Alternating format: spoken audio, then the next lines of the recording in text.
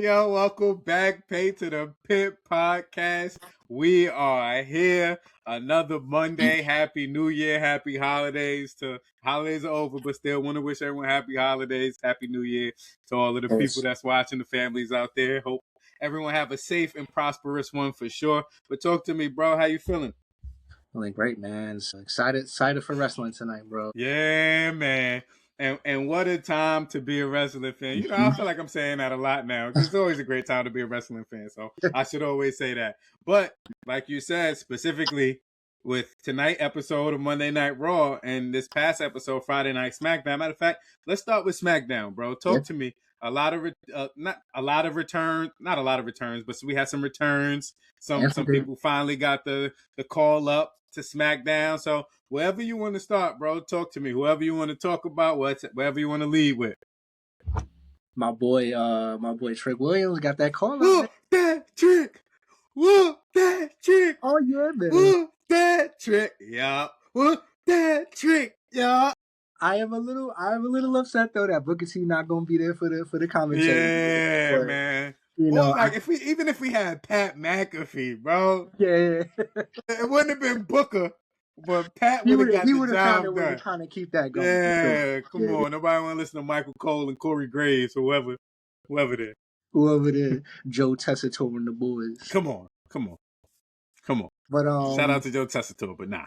I think it's pretty cool that he's finally got that call up. I like the positioning of placing him with Sami Zayn. Okay. I think you got a cool angle there because, you know, Sami's obviously a guy that's like, he's up there. He's not too high that where like it doesn't make his character look bad if he puts Trick Williams over, and it doesn't necessarily kill Trick Williams if Sami Zayn goes over. I do worry about a little bit for Sami Zayn in this instance. I think Trick Williams having this debut is just going to send him to the moon, as long as they position it right.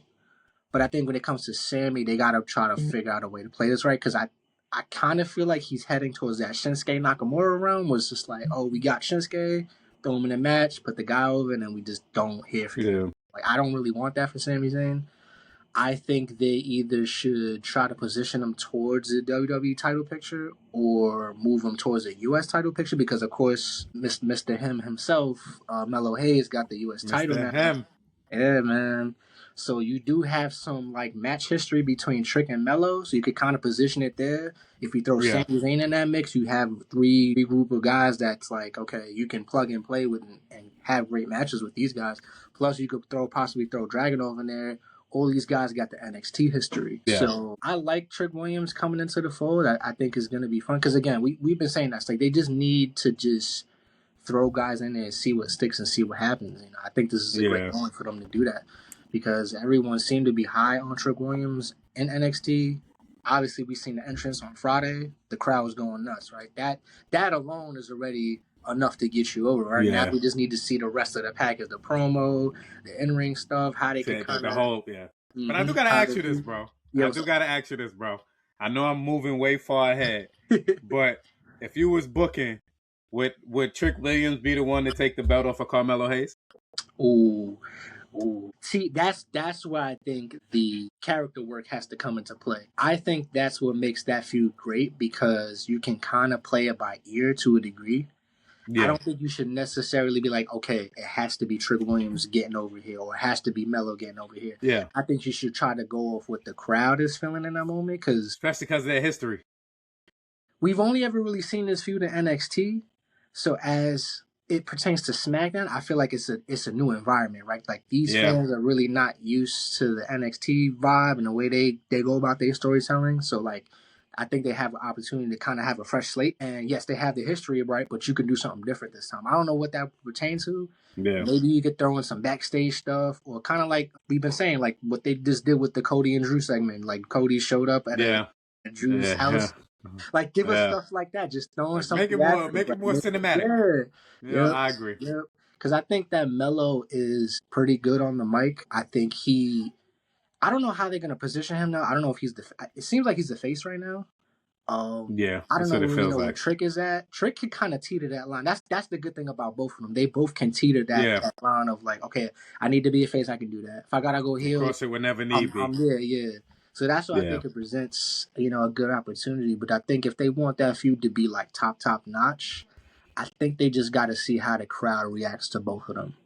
If the crowd reacts to Trick more, gotta pull the punch, gotta pull that, gotta give him the title and just kind of let it fuel from there.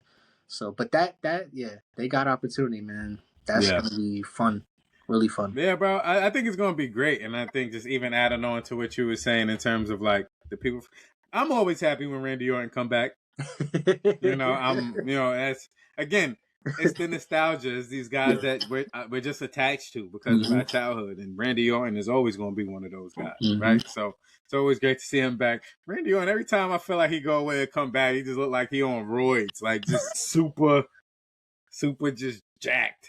But shout out to Randy Orton, man. Hopefully they got something, some great storyline in the works for him. But also we got woo.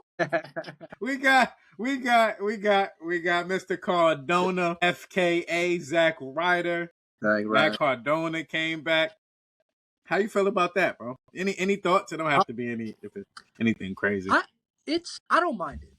I don't mind it because again, I keep saying this. I think you just need guys and stars, and whether they pass guys or up and coming talent, I think you just need again plug and play guys, see what hits, see what sticks, see what works. I think the crowd they're cool with Cardona. He doesn't get as crazy of a pop, but he's sort of that just nostalgia character right now, right? Because everybody knows Matt Cardona, everybody knows Zack Ryder, everybody knows the history he has. I think again he could possibly be in that Nakamura run, was like he's going to give you the match, he's going to put the guy over, and it's kind of just goes from there.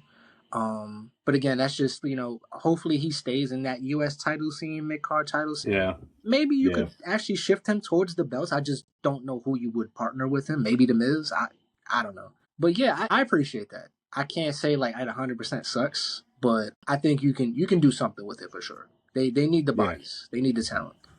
No, for sure, bro. And you know what, bro? I got a few questions I'm going to just throw at you. It's like, I think we need to have, before we do our Raw preview, we need to have like a state of a wrestling, because it's just certain things I just want to see where your mind is and see if we kind of thinking the same thing. One, going back to Sami Zayn, do you think just like where he is in his career is the same place Bayley is right now? Thinking about it now, where they are, I think I would say yes. Just because where Sami Zayn was, like, say, 2 to 3 years ago, where it seemed like he was going to be positioned, and they kind of just didn't go with that. Yeah. Now it's just kind of like Sami Zayn now. It's like, oh, you don't really know where he fits yet. And then you look at Bayley, which kind of in the same realm, right? Like 2 or 3 years ago, it was kind of like the top of the top. Like, she had the... But her peak was probably higher, though. Because she actually captured the cream of the crop in her division. She reached Sammy, we still waiting for him to do that. Mm-hmm. Yeah. So I was thinking about that today. I'm like, damn, it just feels like both of these characters who, when they both retire, are first ballot Hall of Famers. We're not even gonna play with them. We're not even gonna play with them and say anything else. When they both retire, first ballot Hall of Famers. But you just watch how they've been booked for the last, year. Yeah. And you just go, you're like, damn, I get it. They can't stay at the top, but damn. You know what I mean? Especially in the case of Sami Zayn. I got another question for you. Because to me, it's starting to feel like Bronson Reed is to the Vision what Solo Sikoa was to the Bloodline. Where it's like you can point to maybe 2 or 3 signature wins that should matter, but then there's nothing else there. And that's what I'm starting to feel like with Bronson Reed. He had that win over Roman. I feel like he had like 2 or 3 signature wins that I can't point to, but that Roman one was a big one. But it's like, what did we do with that? Like, he's just the guy. Same thing with Solo. Didn't Solo beat John Cena at WrestleMania or something like that? I believe so. It was one of them WrestleMania, SummerSlam. It was one of the shows, and obviously they wouldn't have John Cena, I guess, if it wasn't too great of a show. But yeah, I just started to feel like I'm watching Bronson Reed, and I understand every story can't be, quickly cooked. But it's just like, I'm not understanding the role. You know what I mean? And for me, even with Austin Theory kind of going there. All right, first of all, let's cat's out the bag, bro. That's gonna be Seth Rollins. They're going to bring that around as somebody that Seth Rollins was dangling around the Vision while he was gone. And he's going to end up with Seth Rollins. I don't think Austin Theory is a vision guy for too long. I don't think that's the stable for him. I think he's gonna go back. And I know he was with Seth already, but it's like I think that's just gonna be because they could play on that storyline too. He was already with Seth, so there's nothing that you gotta like. There's nothing that you gotta force there. Even tonight, I read something online. I don't know how true it is. They said Seth Rollins was gonna be backstage at Brooklyn tonight. I did hear that.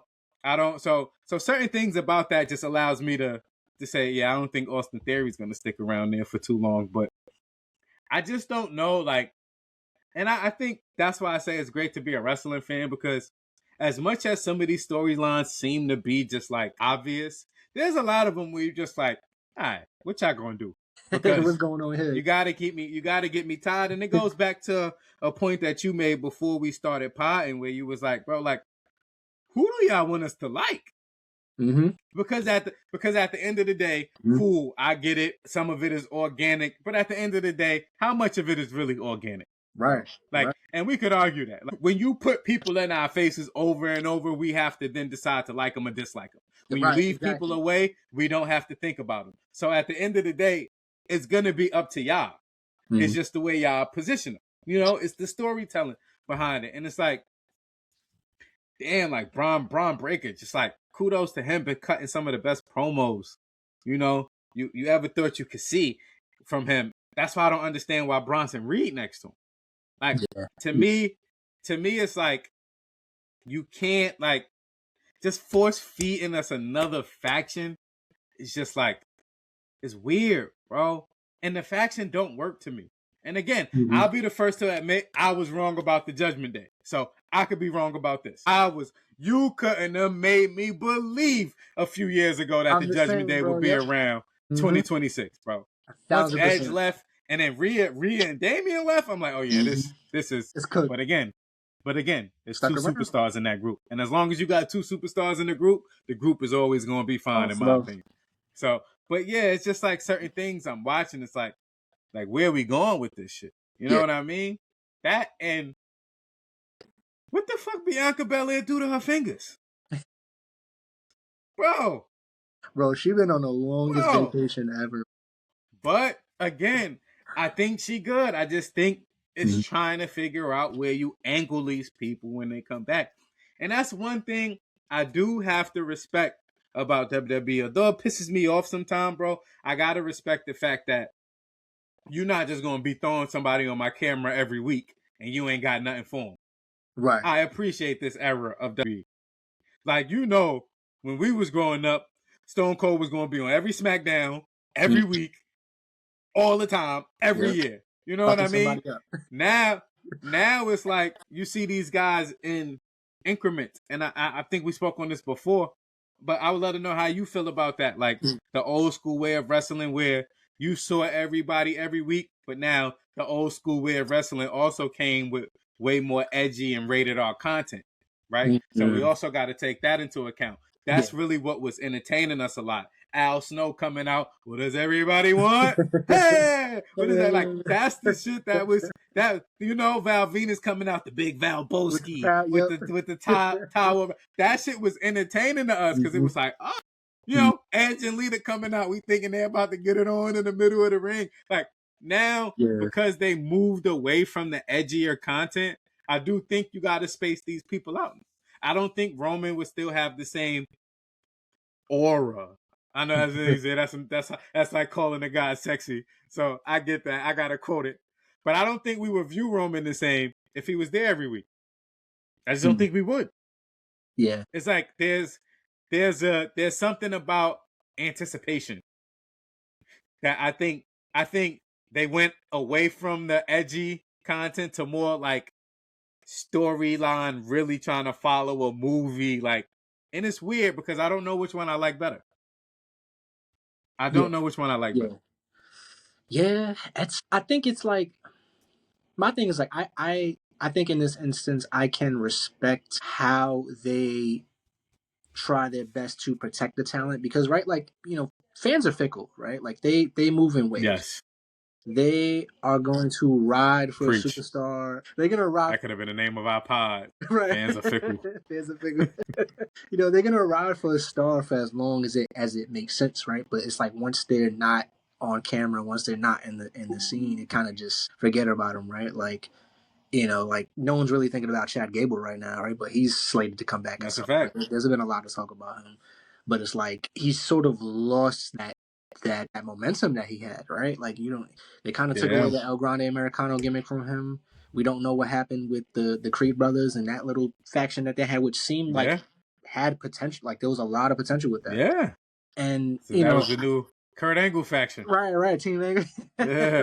So it's like I can respect them trying to preserve people's peaks for as long as they can, because again, injuries are going to happen, storylines are going to get shifted, things are going to move around. I get plans change, the audience changes, that you're just trying to do your best to flow with it. But my thing is like, at some point, I think you just got to pull the lever on certain people. Like you just got to try. And that's the thing that I just want them to get right, because it always feels like, and like you said, you're right, where it's like you don't want to throw the character on TV every week, because you do want to maintain that energy, like you said, the aura of the character. But then it's like, it feels like they can't find that balance to where they get it right. It's like I think with Roman they seem to get it right, but then it's like certain characters we just don't see enough. Like say like a LA Knight, where of course. We don't think LA Knight's face of the company, obviously, but it's still a guy that the fans want to see. They want this. I want to see. But he's what we call the underdog in this instance, right? Like they want him so bad to win it, he just can't get to the mountaintop. Same as Sami Zayn, right? Like just can't get it. There's always something in the way that just stops. It's always that side. Yep. But it's like they find ways to give him that momentum, and then it's just like they're just gone off of TV for like 4 months.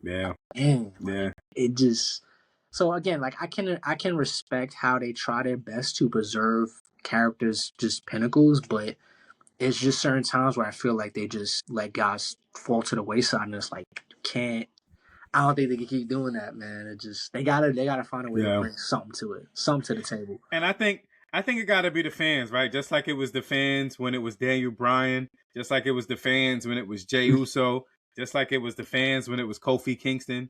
Like, I think that's what it's going to take for Sami Zayn. Sami Zayn is not going to be a Seth Rollins. He's not going to be a Roman Reigns. He's not going to be a Braun Breaker, where they're looking at you already as the golden child.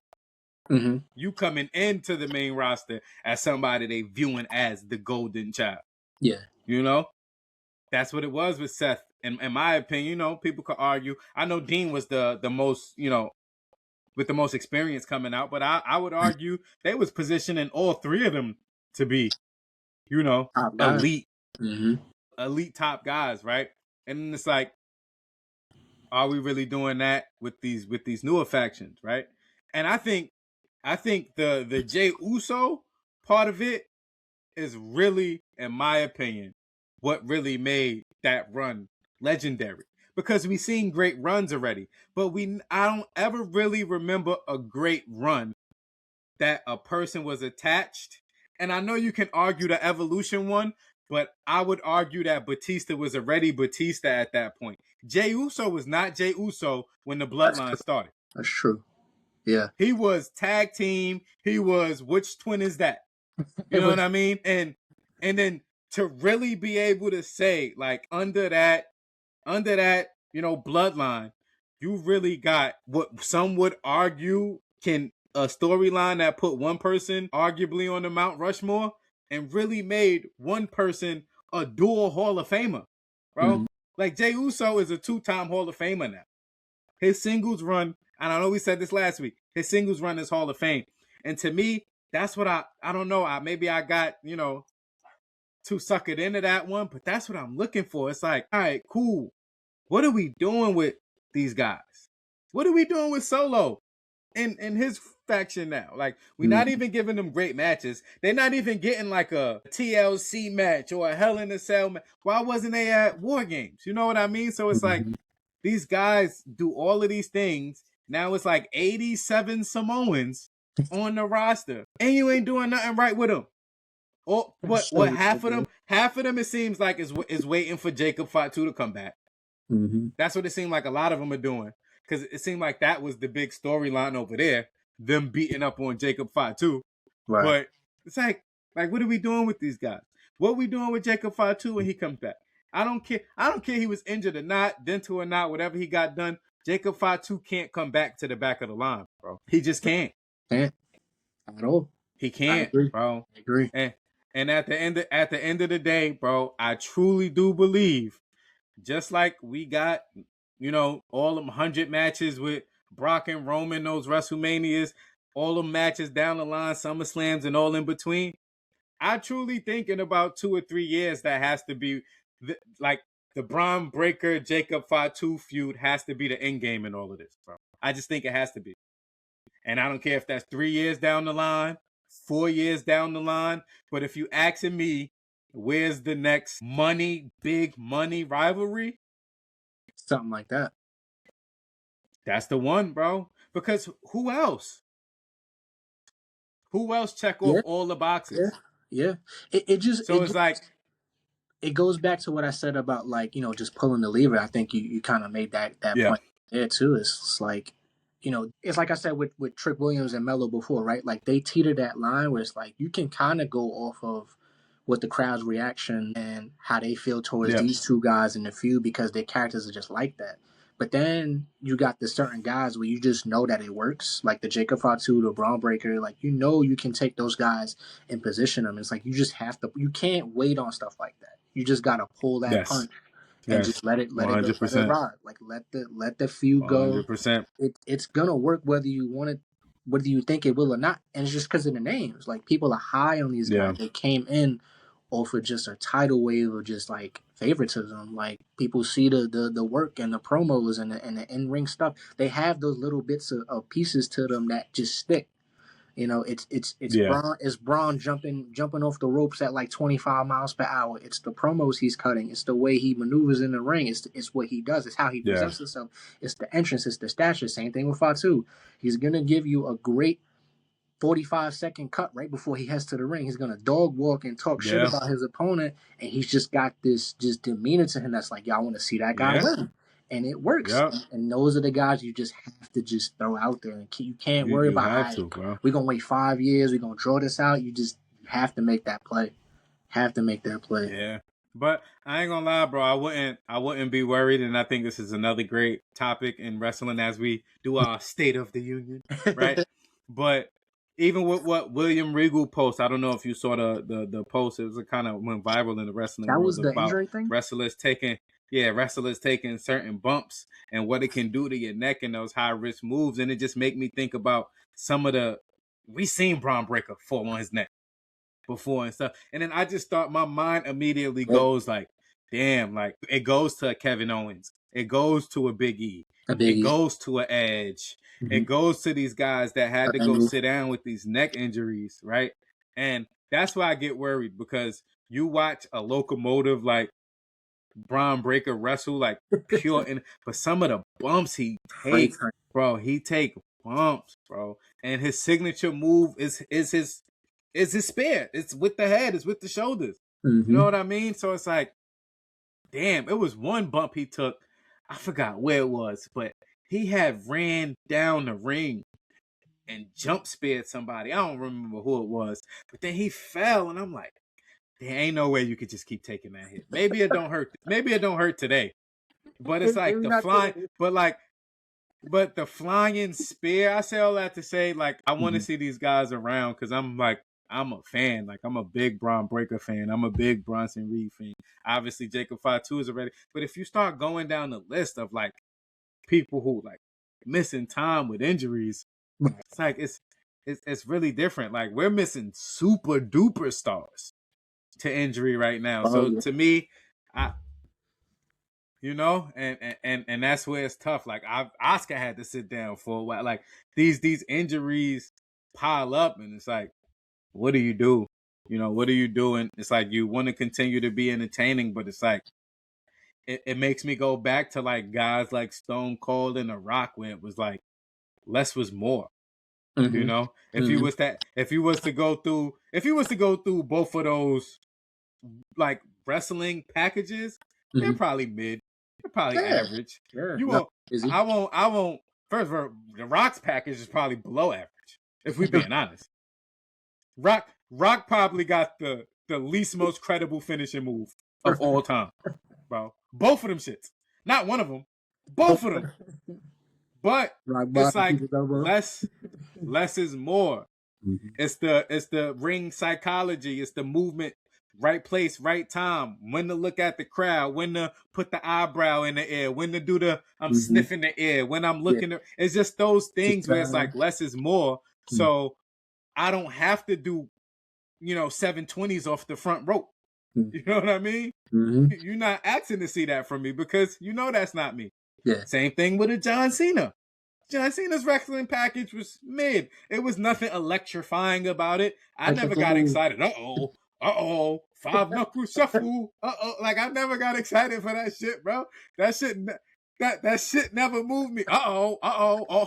Undertaker going up for old school.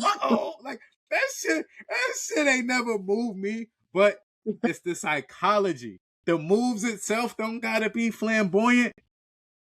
It's just the psychology, and I hope we get back to that point because if you see some of the spots, like just like, fam, y'all not in the era of doing coke and perks, so y'all gotta chill. Right. Y'all gotta chill. Yeah. A lot of our favorite wrestlers came back every week because they was on coke and perks.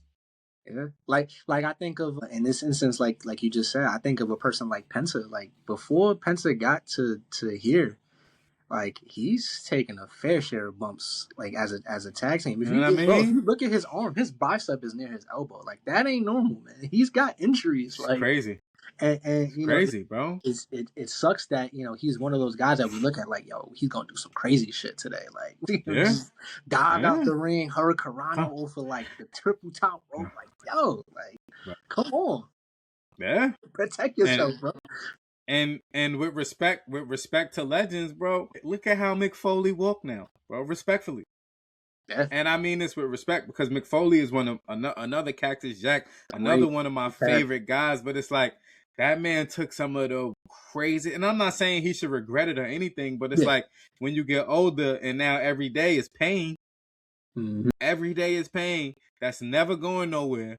A lot of these guys done been under the knife 5, 7, 8, 12 times, surgery after surgery after surgery after surgery after surgery.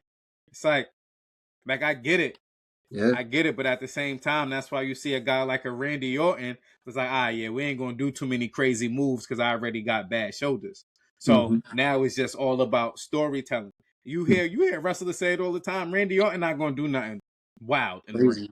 Right. Because when you've had those injuries and you trying to maintain where you are, you gotta pivot. You're gonna make sure, all right, cool. I gotta slow walk it. They don't get load management. So all they can do is have the matches that they have it, be as safe as possible. Same thing with Roman. Roman's wrestling package ain't crazy. But it's the storytelling. Now you go to a Seth Rollins. Seth Rollins' wrestling package is one of the best in the game. But again, look, he always stays injured. He stays injured. Yeah. Seth Rollins is. We could go list. We can make a list one day, but I'm safe to say Seth Rollins will be in my top 15 all time. No, for sure. And it's like, but these guys stay out with injury, bro. Whether it's a knee, it's a shoulder, it's this, it's that. Why? Seth Rollins is moonsaulting over the front rope. Seth Rollins is curb stomping you. Seth Rollins is taking and selling for you like no tomorrow. He's taking some of the craziest bumps. Yeah. All for our entertainment, and we appreciate you for that, Seth. Because I'll be for sure entertain you. Again, one of the best in the ring, one of the best all time. But at the same time, it seems like it's costing you time. Yeah. It's costing you time. Just look at the injury history right now. We barely see the guy for a whole year straight. Like, we lucky to get him for a year straight. And at his age, like, it shouldn't be that crazy. It should not be that crazy. You know, but he is the, listen, I would argue of this generation. I know of the previous one of ours, like Shawn Michaels, AJ Styles and stuff. Always respect to them. But in terms of in ring, I don't know nobody better than Seth in this generation. I just don't. Of this generation, nobody puts on a match that I want to watch more than Seth Rollins. Yeah. And it's like we keep losing them. One of our favorites, KO. You know what I mean? Yeah, another one. It's like, and to think we could never get another KO match is crazy. It's crazy, bro. Right. It's like you don't even know if that guy's coming back as a possibility. You know? It's sad, man. But it's like when you take that edgy content away, bro, how do you keep people entertained? It gotta be 720s off the front rope and moonsaults and Canadian destroyers and frog splashes off the top rope onto the announce table. It gotta be those things. Superplexes. Because you ain't gonna do nothing else crazy. You ain't gonna have somebody dry humping somebody on the ground like Viscera used to do. You know, you ain't gonna have somebody putting their ass in somebody's face like Rikishi used to do. Like, why you think WWE not stupid? Why you think we love what's the Stephanie Vaquer move, the Devil's Kiss? Why you think we love that? Because it's visually appealing. Yeah. It's something we want to see. You know what I mean? So it gets the people going, bro. It is visually appealing. You know, we don't have to go rated R on the pod, but everybody know what that means. Like, we like to see that.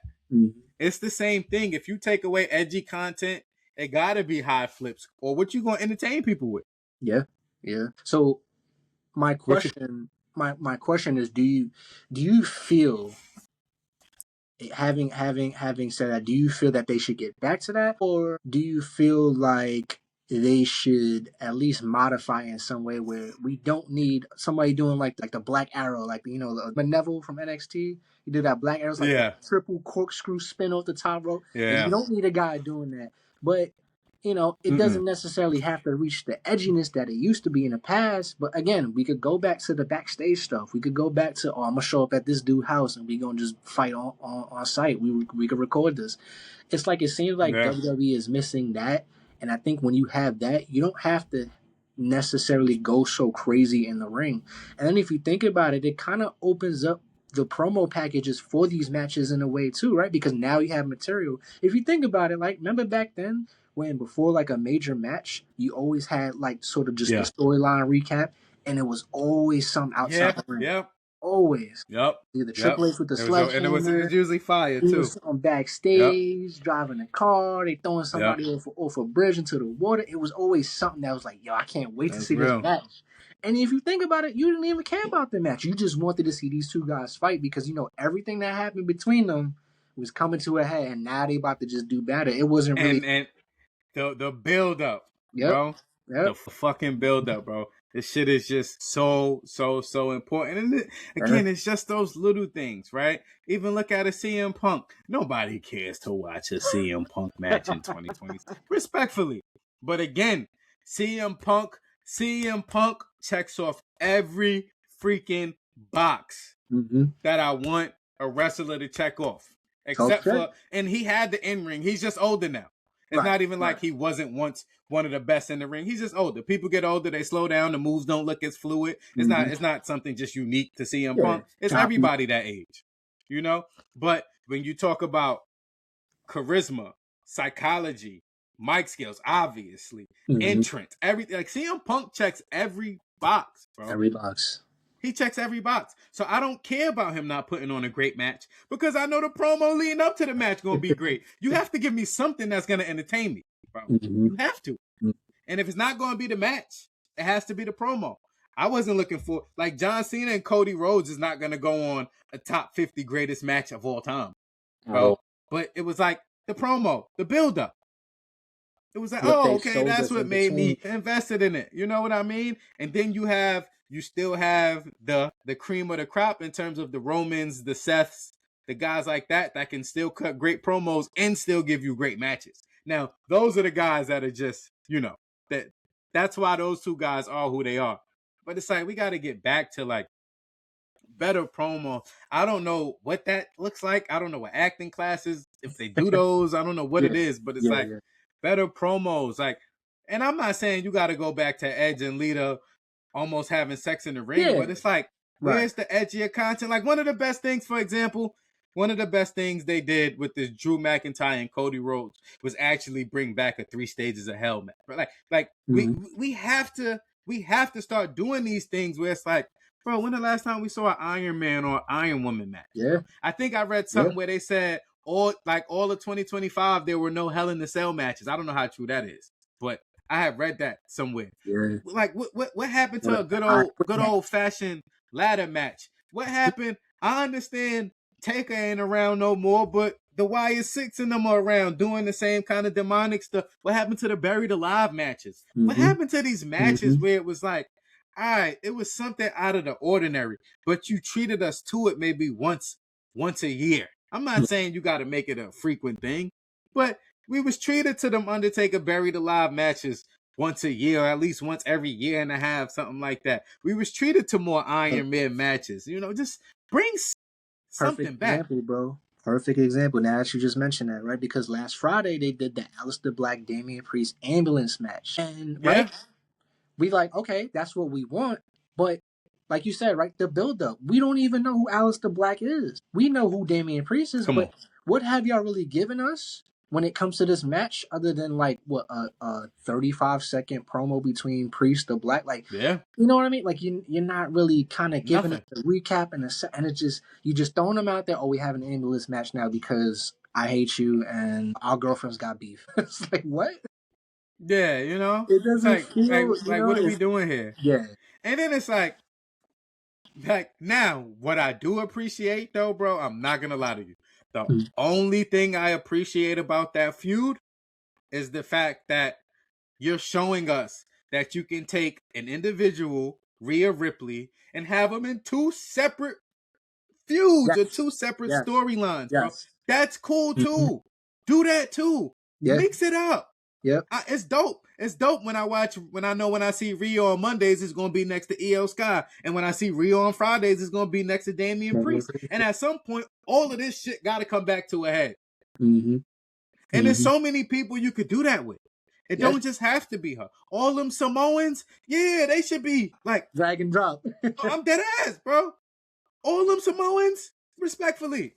Like, we should be getting a tag match with the Usos versus the Tonga brothers, or like whatever you want to do. But we should be getting those. Why not? I agree. Why we not Cody your face? Cody your runner right now. I should see Cody on both brands. Just looking to start trouble. Got to see him on both brands.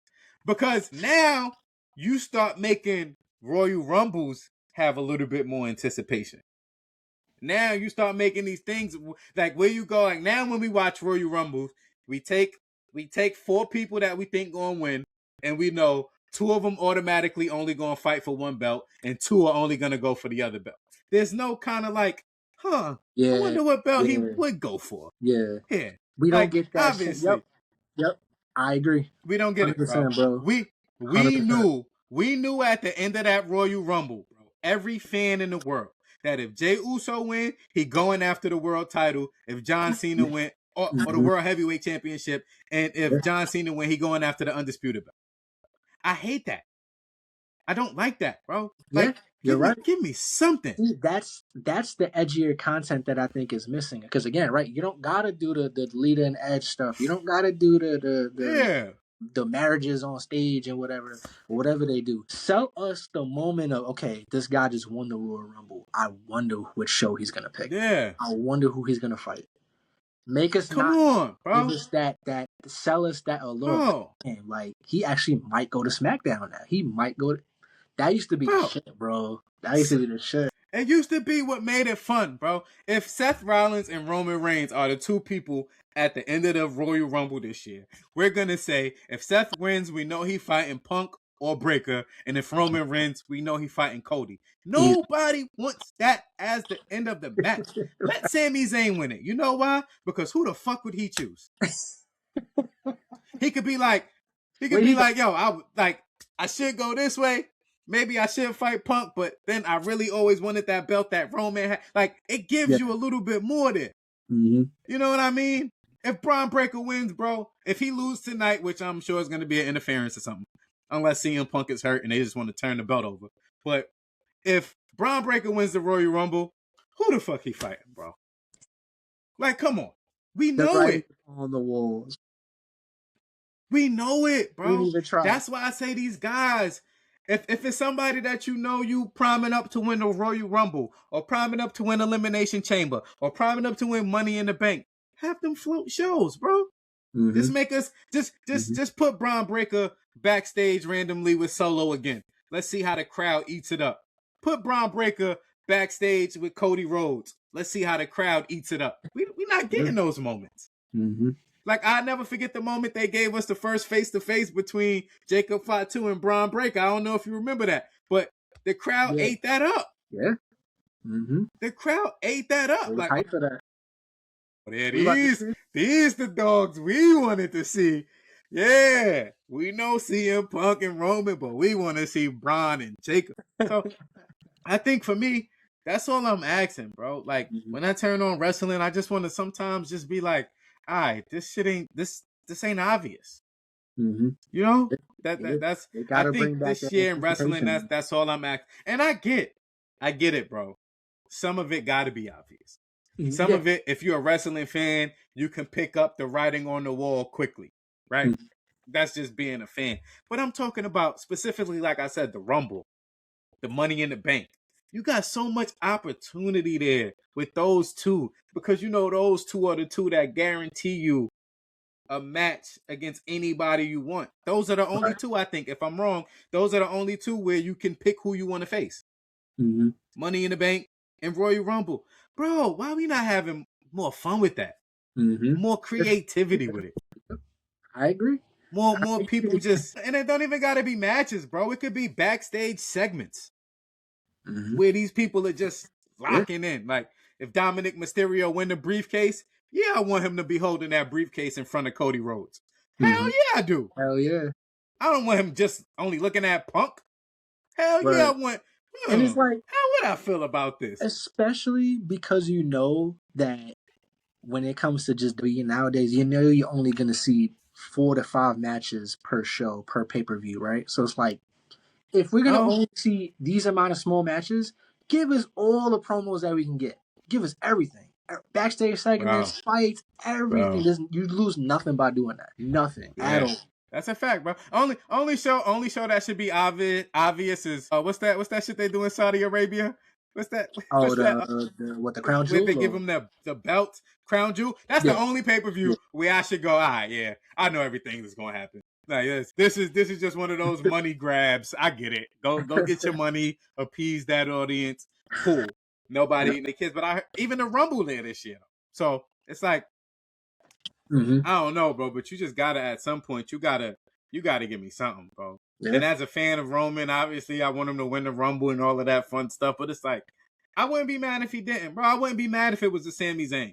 I wouldn't be mad if it was insert whoever. I wouldn't be mad if fucking Bronson Reed threw Braun Breaker out of the Royal Rumble. Like, those are the things where it's like, all right, you know, sell us something. Make me think there's a little friction in the vision. Yeah. You know? Yeah. While they still try to capture their goal. Same thing with the Bloodline. They did a great job at that. It was, damn, Roman talking to us. Roman was talking to them niggas crazy, though. But it'd be like Roman talking to us crazy. Or you know, the tribal chief, you know, he wilding. You know, you don't want to go in there right now. Like, it was just stuff like that. They made it bigger than what it was. So, bro, a little bit more parody in wrestling, bro. That's all I'm asking for. Like, certain things, like, I know eventually Nia Jackson, Lash Legend, gonna be running around with the tag belts. Like, I know that's coming. Just certain things where it's like, all right, you know it's coming, and that's okay. But, like, how do you prepare me for that moment? You know? I know Braun Breaker is gonna be champ. Like, obviously, he's Braun Breaker, bro. Like, if he wasn't Braun Breaker, we wouldn't even be talking about him. You know what I mean? We know he's great, so we know he's going to be a champ. But at the same time, it's how you give it to us. And beating CM Punk ain't it. Yeah. Yeah, by I far. don't. That's just it's gonna make it feel like a And that's squash what match. that's kind of the weird thing about Punk, bro. That's the Mhm. weird thing about Punk, and I would love to hear your thoughts on this because, like, I would argue of all of the superstars, and when I say the mega stars, I'm talking Roman, Seth, Cody, and Punk. To me, is only four, respectfully. When you talk about like selling out, main event, asses in seats, popular, I think it's. Do you think I'm missing anybody? Roman, Seth, Punk, and Cody. Do you put any other male on their level right now? I think the only Not in person, terms of just like in ring, but I'm talking about draw yeah, and draw. Yeah. popularity. I think the only person you could even consider, and this I think is a long shot too, is Oba Femi because just Oba Femi package is there, but he hasn't Yeah, even yeah, gotten a chance to be placed in that scenario. But I yeah, think yeah. That's a I think you're right. yeah. Yeah.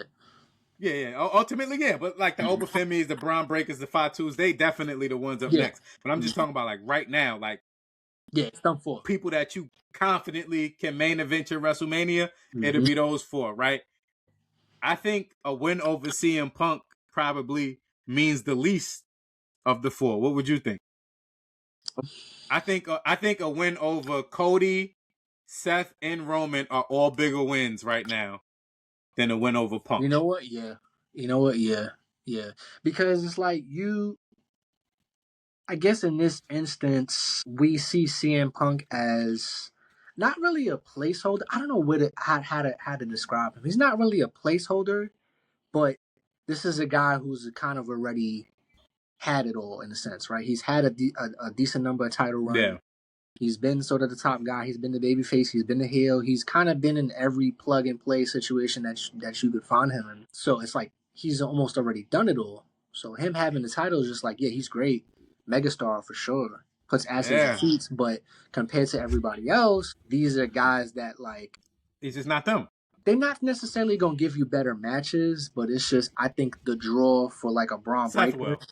Right, Seth right. will for Well, sure. yeah, 100%, Yeah. 100%. Just the Yeah. comparing them in terms of like draw, like say Braun Breaker versus Cody Rhodes, Braun Breaker Yeah. versus Seth, Braun versus Yeah. Roman. You're gonna be like, wow. When it comes to CM Punk, you're like, oh, okay, I Yeah. watch it, but I'm not Yeah. hyped for it. You know, like there's no Yeah. selling point because you see like this is But just you one know young what? guy, one old guy, and we know Yeah. what's gonna happen. And what does that even mean, bro? Yeah, But you know yeah, what I was thinking, bro? It also comes down to how you win the title, too. How you win the title is really how we usually determine how we care about the run, right? And you got to remember, CM Punk ain't really win that belt in ceremonious fashion, bro. He beat Jey Uso in a finals match after Seth got hurt. We all right. know the spot would have been Punk winning that belt at the Rumble. And to me, that's where I feel like WWE be dropping the ball. I don't care if I gotta wait another 4 or 5 months for him to win the belt. The point is I want to watch him win the belt, and when he does win it, it's at the pinnacle. It's at the WrestleMania. It's at the Chris Benoit, Eddie Guerrero in the ring crying. That's Yeah, WrestleMania, bro. yeah. The moment. That's not Clash at Paris. That's not Raw debut. Like that's I think not backlash. Bad Blood. That ain't Backlash. That ain't WrestleMania Rewind. Yeah. Like, bro, like it's just like, what are we doing? And it's Mm-hmm. like, that's where I feel like sometimes it's like you dropped the ball. Like, that's why you heard me even when we was arguing that. I was like, oh, they just gave it back to Jay because I think it's a better way. I wanted to see CM Punk win it. And that's why it don't feel like a great title run to me. Yeah. Yeah. I just really wish he would have won it at Mania, bro. I really do wish he would have won it at Mania, SummerSlam. Shit, you could even sold me on Royal Rumble, but like it's just Not a I just random don't like it, Monday. bro. And it feels like at this point in CM Punk's career, this is going to be his last title run. I don't see him Yeah. running with it, dropping it, and in 2 years or 3 years winning it back. Getting So for me, something else. that's why I felt like it's so much you could have done right with this. Mm-hmm. Just wait, play the waiting game. You know? Yeah. But then at the same time, like you said, fans are fickle because I don't know if you remember. I remember it clearly. I was actually watching the Rock and Roman versus Seth and Cody match like a few days ago. And I was looking at it. I'm like, damn, like people forget that towards the end of that Roman run, people was acting like they was tired of him too. The ones wasn't in the air like they used to be. Yeah. Everybody was like, this run is stale. Yeah. It's run its He beat course. everybody. And remember, that's when we started the pod, bro. That's how I remember that clearly.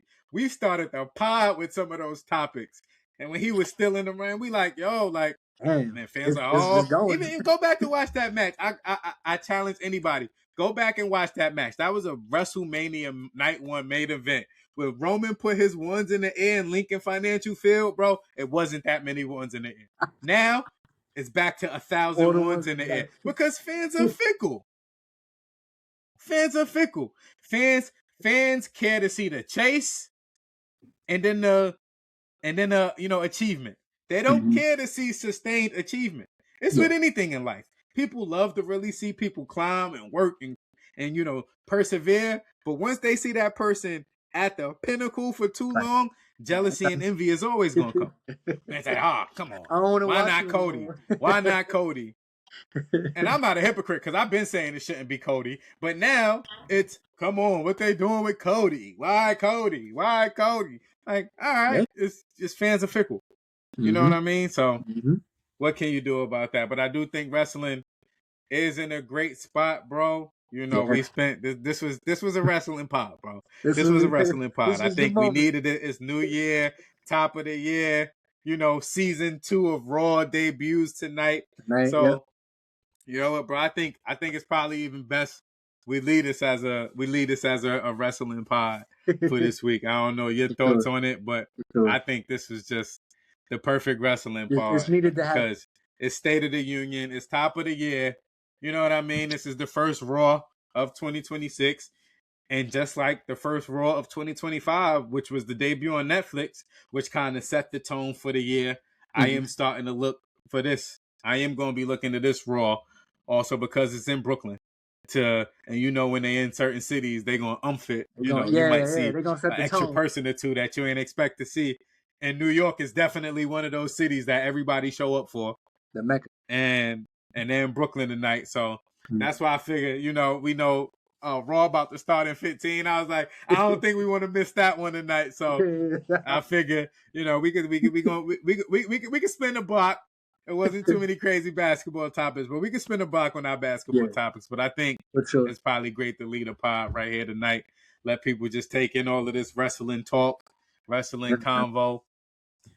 And bro, the same way as we started, bro. It's a great time to be a wrestling fan. Yep. It's a great time to be a wrestler. I wholeheartedly agree, bro. Before we get out of here, one segment I never want to toss out, no matter how busy we get, are the shout outs for the week. So definitely, I always ask you to go first. That's not fair. I'll kick it off this time. Let you close us out. Then we get out of here. Paint to the pit style.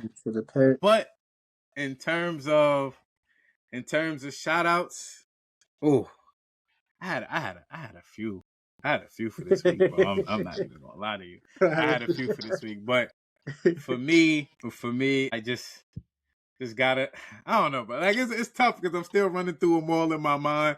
But for me, I think I am gonna go Trick Williams for this week. For me, I like that. As somebody that, as somebody, as you know, and I'm not ashamed to admit this, as somebody who's not like a diehard NXT watcher, when I'm made aware of somebody, like, to me, that I go, okay, cool, I'm hearing this name too much. Let me go check them out. Like when you just hearing it, you scrolling past an article, you see the name. When I'm talking with y'all saying Trick Williams NXT this, Trick Williams the NXT that. So like I had to know who Trick Williams is, and for him to not only finally show up on SmackDown this past Friday, but get the pop that he got, like shout out to Trick Williams, because I definitely think he deserves it, and of course he's also engaged to another, superstar on the roster. So, I always love black love. So, I'm always going to find an opportunity to talk about some black love. So shout out to Trick Williams. And Shout out to, because I said love in the making, I do have to mention Lash Legend. We can't just talk about Trick and then say love and then not mention Lash. Got to give Lash her love too. No pun intended. But yeah, that'll be my shout out for the week. Shout out to Trick Williams, man. I do view him and guys like Oba Femi, Carmelo Hayes, maybe, but I do look at Trick Williams and Oba Femi as like the next chapter of like, and I think Carmelo Hayes could get there too. Don't get me wrong, no, but I do view them as like the next phase of those great black wrestlers.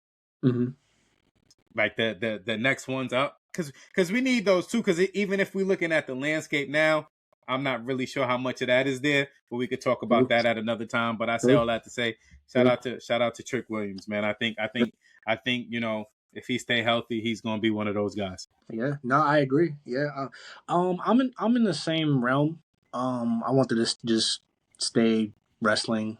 I definitely want to give my nod to Javon Evans. I think with the call ups, like I think it's always hard to tell how something is going to work out in particular, but I think that this was the good window to do it because I feel like they, in the past they've defaulted to the draft, and they hit the draft, they be like, I caught that. In the past, they default to the draft, and that's when they do the call-ups for the NXT. That's when they move people around, they do trades. But I think sometimes you just gotta have that window where you're like, all right, we're not even gonna wait for that. We're just gonna put these 3-4 guys out, 2 guys out, and we're gonna see what happens. And I think this was the window to do it.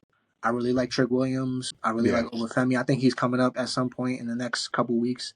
But it seems like Javon Evans is going to stay on Raw. I am really high on the guy. I think he's got a great moveset. But again, it's like we talked about this whole pod,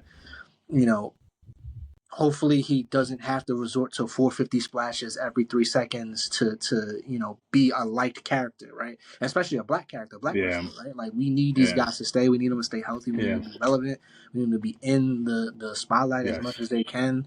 And hopefully he just starts to put that package together where he's got the mic skills, he's got the performance, the presentation, like all of that. Because great acrobatic wrestler, like he can do it all in the ring. But that shouldn't just be all you are, So I want to give a shout out to him. I'm really hot on the guy. I hope they shoot him to the moon. For real. No, 100%, bro. And it's dope that even with our shout outs, we made sure to keep it wrestling. So this is fully, truly all wrestling pod today, bro. So I'm excited about it. But great time. I'm excited. I'm excited to talk about this debut, bro, because it's gonna come with all type of appearances and the title match at the end with CM Punk and Braun Breaker ain't just gonna be a singles no interference match. So I'm looking forward to it, bro. So hopefully they treat this like a mini PLE tonight, and we're entertained to the max. But but another episode in the books. Paint to the Pit. As always, we appreciate y'all. Please like, follow, subscribe, share, all of that great stuff on YouTube, TikTok. We appreciate the love. Appreciate any comments, any questions, anything like that. The feedback and is always until welcome. Next time, we are out. Yeah. Paint to the Pit, y'all. Like Jay said, the feedback is always welcome. Paint to the Pit. We out.